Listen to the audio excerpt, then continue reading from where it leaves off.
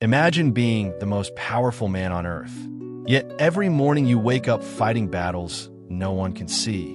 Marcus Aurelius ruled an empire of 60 million people. Armies obeyed him, senators feared him, and still his greatest struggle was inside his own mind. He faced betrayal, plague, war, sleepless nights, overwhelming stress. The same mental chaos many of us feel today. But instead of breaking, he wrote. He wrote to remind himself how to stay calm, centered, unshakable. Not for fame, not for history, just to survive his own thoughts. Those writings became meditations. 13 lessons powerful enough to stabilize a collapsing world and powerful enough to help you stabilize your own. Today, you will learn the exact principles Marcus used to stay calm under pressure, so that nothing and no one can control your peace again. Just before moving on, if you want to be financially free, click on the link in the description. Act 1. The Battle Within. The world was chaos, just like yours. The year is 165 AD. The Antonine Plague sweeps through Rome like wildfire.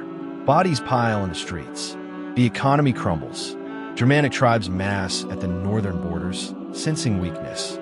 Inside the palace, senators plot, whisper, scheme. And Marcus Aurelius, philosopher-emperor, sits in a tent on the Danube frontier, writing by lamplight. He's exhausted. His body aches. His mind races with 1,000 concerns. Supply lines, tactical decisions, political threats back home, the health of his family, the fate of millions resting on his shoulders. Sound familiar? You may not rule an empire, but you know this feeling. The endless notifications, the mounting responsibilities, the pressure to perform, to provide, to be present. The anxiety that wakes you at 3 in the morning, heart pounding, mind spinning through worst-case scenarios. Marcus knew this too, and here's what most people don't understand about him. He wasn't naturally calm. He wasn't born serene. He fought for his peace of mind every single day.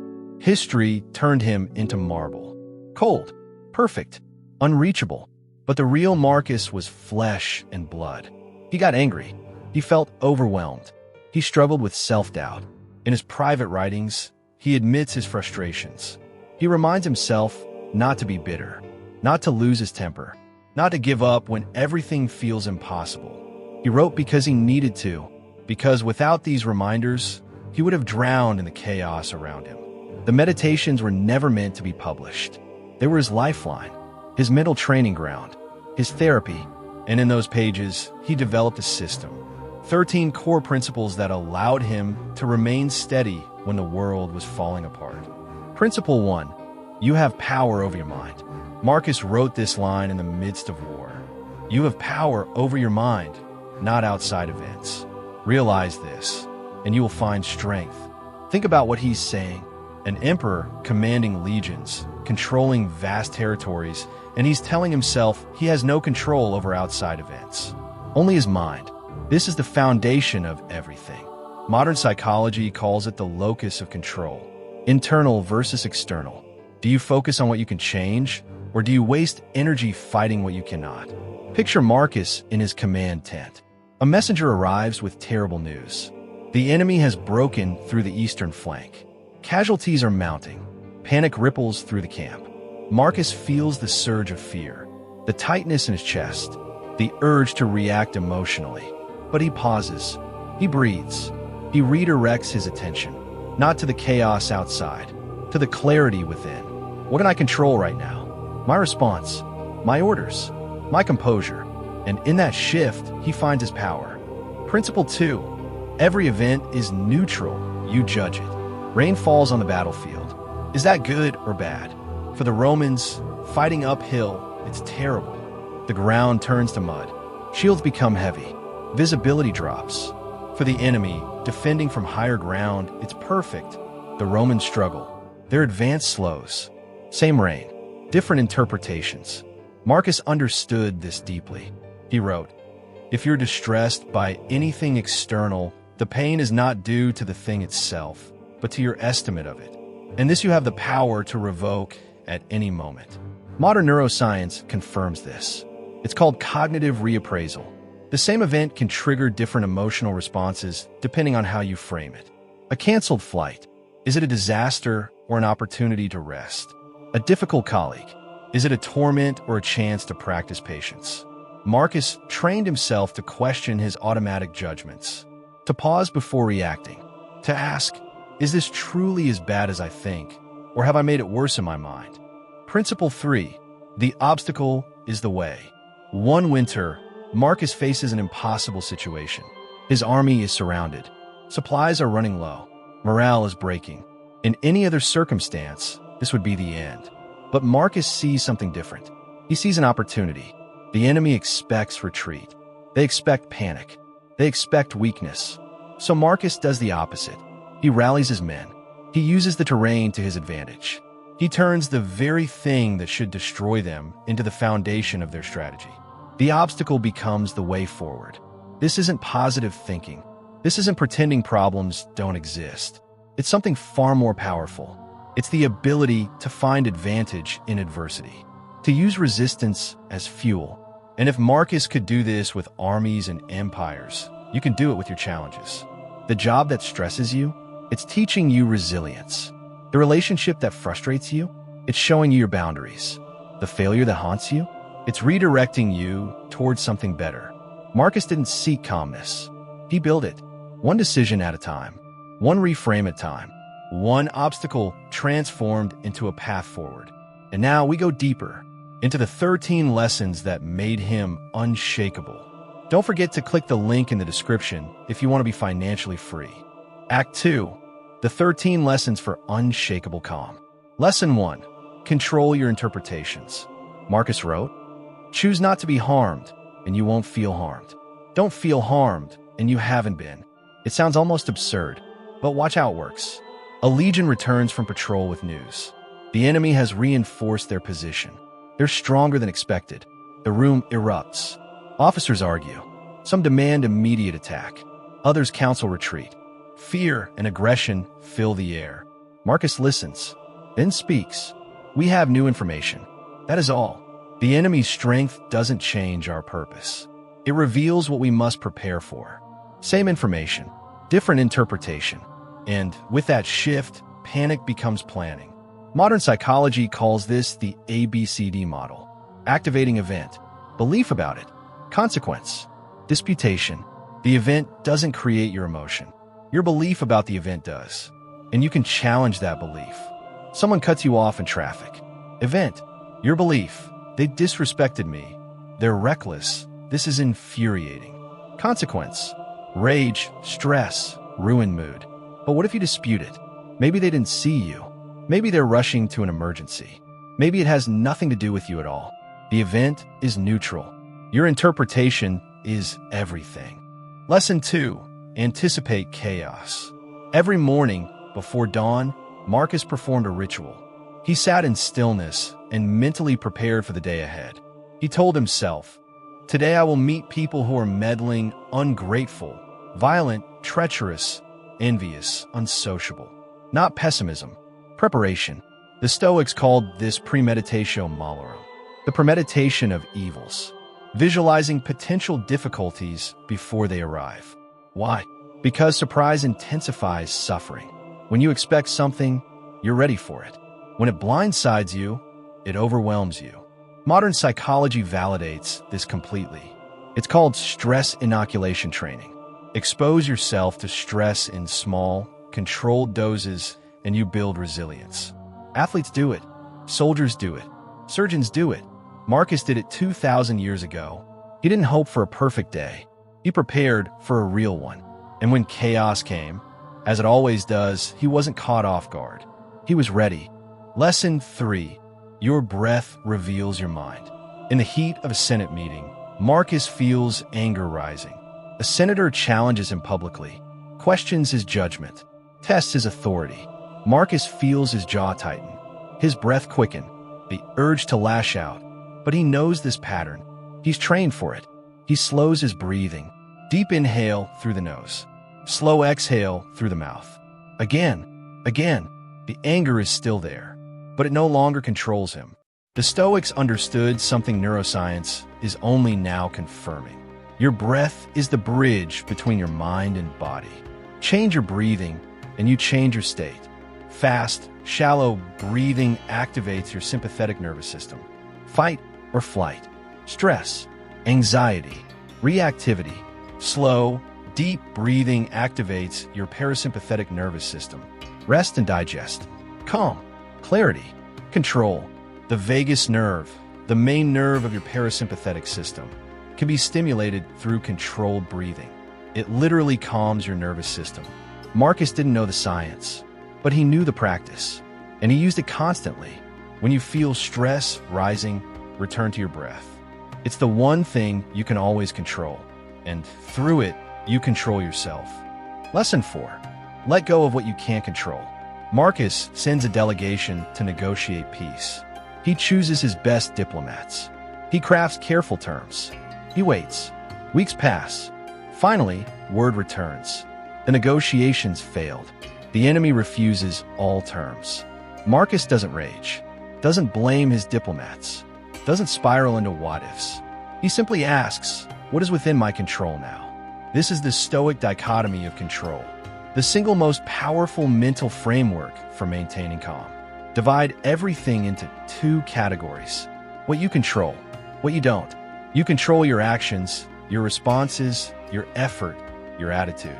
You don't control outcomes, other people's choices, the past, most of the future. Spend your energy only on the first category. Release the second entirely. Sounds simple. It's not. We're wired to worry about things we can't control. Evolution made us that way. The anxious ancestor who constantly scanned for danger survived longer than the carefree one. But in the modern world, this creates constant suffering. You worry about the economy, politics, other people's opinions, things that happened years ago, things that might happen decades from now. None of it is in your control. Marcus faced the biggest uncontrollables imaginable. Plagues, invasions, betrayals, death. And he found peace by releasing them, not ignoring them, not pretending they didn't matter, but accepting that his control was limited to his response. And his response was always enough. Lesson 5. Accept that people will be difficult. Marcus knew human nature. He wrote, when you wake up in the morning, tell yourself, the people I deal with today will be meddling, ungrateful, arrogant, dishonest, jealous, and surly. But then he adds the key. They are like this because they don't know good from evil. Not an excuse, an explanation. People act badly because they're confused, because they're hurting, because they haven't developed the clarity you're developing. This completely changes your emotional response. When someone is rude, you don't take it personally. You see someone struggling with themselves. When someone betrays you, you don't collapse into victimhood. You recognize human weakness. Modern psychology calls this theory of mind, the ability to understand that others have different perspectives, knowledge, and mental states than you do. Most conflict comes from expecting others to think like you, to value what you value, to see what you see, but they don't. They can't. They're living in their own minds with their own confusions. Marcus dealt with senators who plotted against him, generals who questioned him, family members who disappointed him. And he stayed calm because he expected it. He understood it. He didn't waste energy being shocked by human nature. Neither should you. Lesson 6. Focus on the present moment. The battle is tomorrow. Marcus's generals discuss strategy late into the night. Contingencies. What if this happens? What if that fails? Marcus stops them. We plan, then we act. But we do not live in tomorrow's battle while standing in today's tent. The present moment is all you ever truly have. The past is memory. The future is imagination. Only now is real. Marcus applied this on the battlefield and in his mind. When overwhelmed, he would narrow his focus to the immediate task, not the whole war, the next decision, not the entire day, the next hour. Modern psychology calls this flow state, complete absorption in the present task. It's where peak performance lives. It's also where peace lives. Anxiety is almost always about the future. Depression often about the past. Presence is the antidote to both. When Marcus felt his mind spinning, he would stop and ask, what is required of me right now? Not tomorrow, Not next week, right now. And he would do that thing, fully, completely, with his whole attention. This is the path to calm, not thinking about being calm, being present. Lesson 7. Don't add anxiety to future problems. The war with the Germanic tribes drags on. Years of conflict. Marcus knows it may never end in his lifetime. He could torment himself with this, the enormity of it, the impossibility of it. Instead, he writes, don't let your imagination be crushed by life as a whole. Don't try to picture everything bad that could possibly happen. Stick with the situation at hand. This is crucial. Most of our suffering is self-inflicted through anticipatory anxiety. You have a difficult conversation coming next week, so you have it 100 times in your mind. You script it. You imagine worst cases. You rehearse your defense. And by the time the actual conversation happens, you've already suffered through it dozens of times. Marcus refused to do this. He prepared, yes, but he didn't live in future suffering. Cognitive psychology confirms this. Rumination and worry are two of the biggest predictors of anxiety and depression. They create cognitive load, mental exhaustion without actual problem solving. When you notice yourself living in future problems, return to Marcus's question, what does this situation require of me now? Usually, the answer is nothing yet. Wait until the problem is actually here. Then handle it. Trust yourself to deal with future problems when they arrive. You've handled everything so far. You'll handle what comes next, but only when it comes. Lesson 8. Train your mind like a soldier. Marcus was a soldier emperor. He understood discipline, training, repetition, and he applied military principles to his mind. A soldier doesn't wait until battle to practice swordplay. He trains daily, in all conditions, until the movements are automatic. Marcus trained his mind the same way. Daily reflection, daily reading of philosophy, daily mental exercises. He wrote, just as a tough strand of rope can gradually wear through a marble column, so too does persistent effort reshape the mind. Modern neuroscience calls this neuroplasticity. Your brain physically changes based on what you practice. Neural pathways strengthen with use, weaken with neglect. Practice anxiety, you get better at anxiety. Practice calm, you get better at calm. This is why Marcus wrote every day, not because he'd figured everything out, because he was training himself, reinforcing the mental patterns he wanted. You're training your mind right now, whether you realize it or not. Every thought pattern you repeat is a practice session. Every emotional reaction is a rehearsal. The question is, what are you training for? Marcus trained for resilience, for perspective, for self-control, every single day. Not perfectly, but persistently. And over time, his mind became a fortress. Lesson 9. Cut the noise. Marcus ruled an empire, yet he wrote, most of what we say and do is not essential. If you can eliminate it, you'll have more time and more tranquility. An emperor telling himself to do less. This is the Stoic principle of essentialism. Focus on what truly matters. Remove everything else. Marcus applied this to his schedule, his thoughts, his emotional reactions. He constantly asked, is this necessary? Does this meeting need to happen? Does this worry serve a purpose? Does this anger change anything? If not, remove it. Modern productivity science has rediscovered this. Cal Newport's deep work, Greg McKeown's essentialism. The same principle Marcus knew 2 millennia ago. Your attention is your most valuable resource. Where you place it determines your experience of life. Most people scatter their attention across 1,000 things. News, drama, other people's problems, hypothetical scenarios, past grievances, and they wonder why they're exhausted. Marcus protected his attention fiercely, not because he was selfish, because he knew scattered attention creates scattered peace. Focus on what matters. Release the rest. Not someday. Today. Lesson 10. Accept fate without surrendering effort. The Antonine Plague kills millions. Marcus loses friends, soldiers, citizens. His own family is not spared. He cannot stop it. No one can. He could rage against fate, demand justice from the universe, collapse into despair. Instead, he writes, accept whatever comes to you woven in the pattern of your destiny, for what could more aptly fit your needs. This is a more fatty love of fate, not passive resignation, active acceptance. Marcus didn't stop fighting the plague. He organized relief efforts. He funded physicians. He maintained order. He did everything within his power. But he accepted what was beyond it. This is the paradox. You must accept reality as it is while working to change what you can. Most people do neither. They resist reality emotionally while doing nothing practically. Marcus did the opposite. Total acceptance emotionally, total effort practically, and in that combination, he found both peace and effectiveness. When something terrible happens, you have a choice. Spend your energy resisting the fact that it happened, or spend your energy responding to it. Marcus chose response. Every time. Lesson 11. Practice self-restraint. A general openly disrespects Marcus in a war council, questions his strategy in front of other officers. The tent falls silent.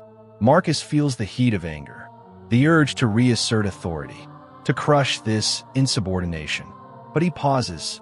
He recognizes the pattern. Ego frightened, pride wounded, the impulse to react. He knows this impulse serves nothing, so he lets it pass.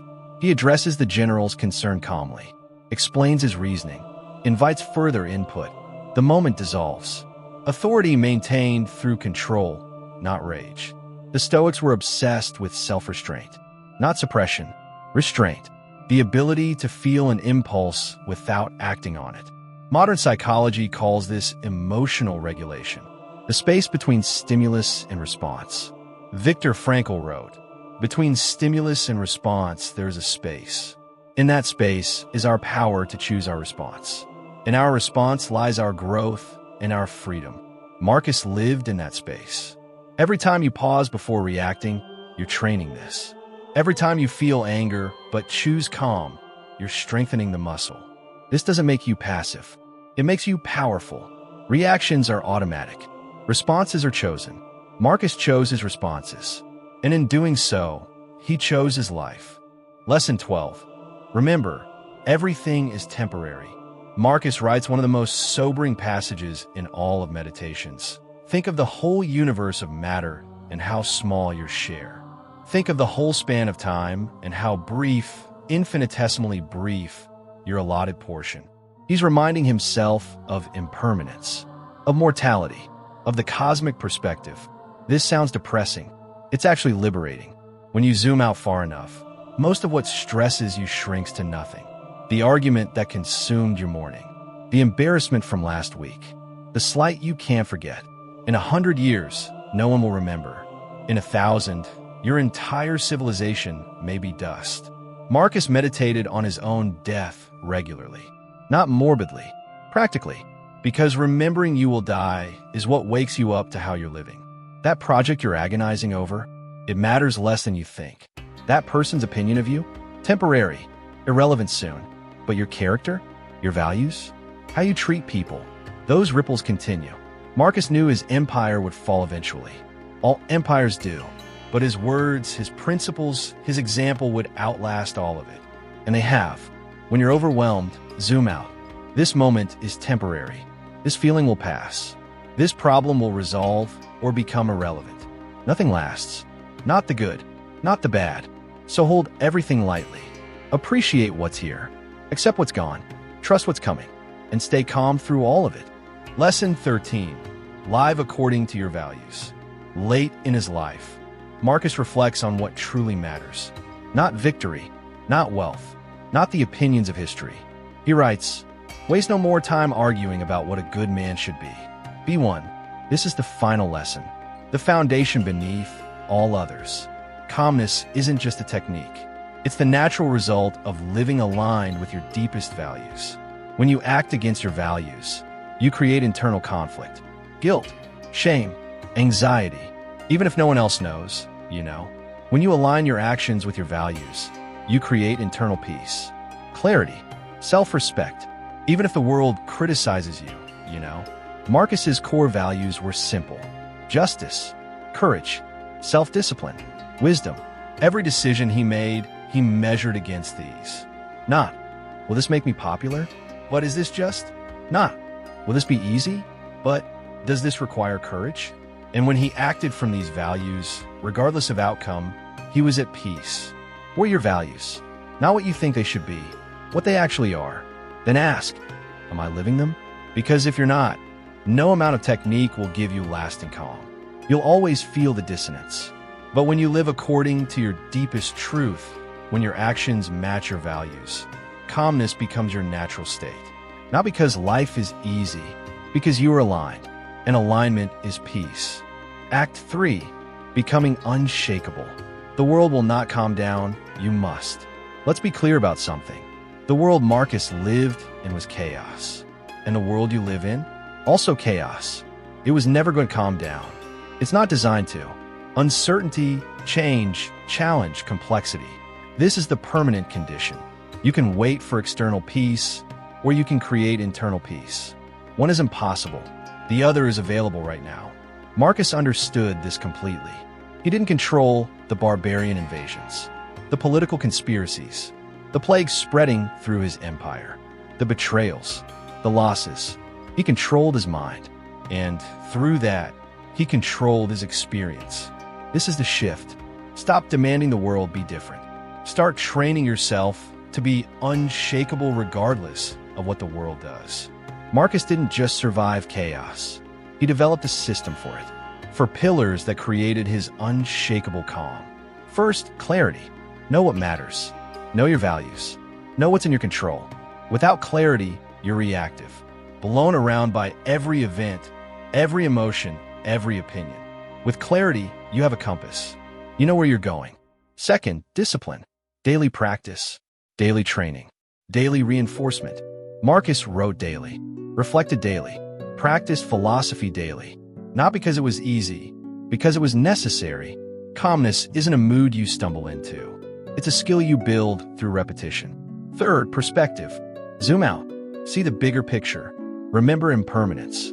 Release what doesn't matter. Most stress comes from making small things big. Perspective returns them to their actual size. Fourth, values. Align your actions with your deepest truth. Live with integrity. Choose character over comfort. This is what creates lasting peace. Not perfect circumstances, perfect alignment. These 4 pillars: clarity, discipline, perspective, values. This is the Stoic formula Marcus lived by. And it works today exactly as it did 2,000 years ago. Picture this. The day's battles are done. The war councils have ended. The camp settles into uneasy sleep. Marcus sits alone in his tent. A single oil lamp flickers. Outside, guard patrol. Soldiers whisper. The distant howl of wolves. He opens his journal, and he writes, "What did I do well today? What did I fail? What challenged me? How did I respond?" He reviews his actions against his values. Not to punish himself, to learn, to adjust, to prepare for tomorrow. Then he reflects on what he's grateful for. The loyalty of his soldiers, the clarity of stars, the breath in his lungs. Finally, he releases the day. Everything that happened is now past. He cannot change it. He can only learn from it. And with that release, he prepares for sleep. Not with anxiety about tomorrow. Not with regret about today. With peace. This is the power of a night ritual. It creates closure. It processes the day. It clears the mind for rest. You can adopt this tonight. 15 minutes before sleep. Review your day. Learn from it. Release it. And watch how your sleep improves. How your mind quiets. How you wake with more clarity. Marcus didn't just think about philosophy. He practiced it. Every single day. Here's how you could do the same. Morning ritual. 5 minutes of Stoic preparation. Sit quietly. Remind yourself what you control. Anticipate potential difficulties. Set your intention for the day. Not hoping for an easy day. Preparing for a real one. Conscious pause. Multiple times throughout the day, stop and breathe. 3 deep breaths. Return to the present moment. Check your mental state. Are you scattered? Refocus. Are you anxious? Return to what's in your control. Are you reactive? Choose your response. Evening reflection. Journal for 10 minutes. What happened today? How did you respond? What can you learn? What are you grateful for? This isn't optional. This is training. Just like Marcus trained. Breath work. When stress rises, return a breath. Slow inhales. Slower exhales. Calm your nervous system before making decisions. Value check. Weekly, ask yourself, am I living according to my values? Where am I aligned? Where am I drifting? Course correct before you drift too far. These practices take 30 minutes a day total. 30 minutes to build an unshakable mind. Marcus led an empire and found time. You can find time. Marcus Aurelius died on campaign, far from Rome, in a military tent, surrounded by soldiers. His last words are lost to history, but his last written words remain. Don't be disturbed. Stay simple. Be good. That's it. The wisdom of an emperor distilled. Don't be disturbed by what you cannot control. Stay simple in your approach. Be good in your actions. Now I ask you this. What would your life look like if you mastered your mind the way Marcus mastered his? Not eliminating all stress, but not being controlled by it. Not avoiding all challenges, but using them as opportunities. Not demanding the world change, but changing how you meet the world. This is available to you. Not someday. Today. Not through perfect circumstances. Through daily practice. Marcus proved it's possible. In the worst conditions imaginable. Leading an empire in decline. Fighting wars on multiple fronts. Losing people he loved. Facing his own mortality. He stayed calm. Not because he had to, because he chose to. You have that same choice. The world will continue being chaotic. People will continue being difficult. Life will continue being uncertain. But your mind? That's yours. Your reactions? Those are yours. Your peace? That's yours. No one can take it unless you give it away. And today you stop giving it away. The storm rages around you, but never in you. Not because you're above it all, because you've trained for it. Welcome to the path of the unshakable. Welcome to the way of Marcus Aurelius. The battle is internal. The victory is yours. Now, go build your fortress. Subscribe if you like this video, and don't forget to click the link in the description if you want to be financially free.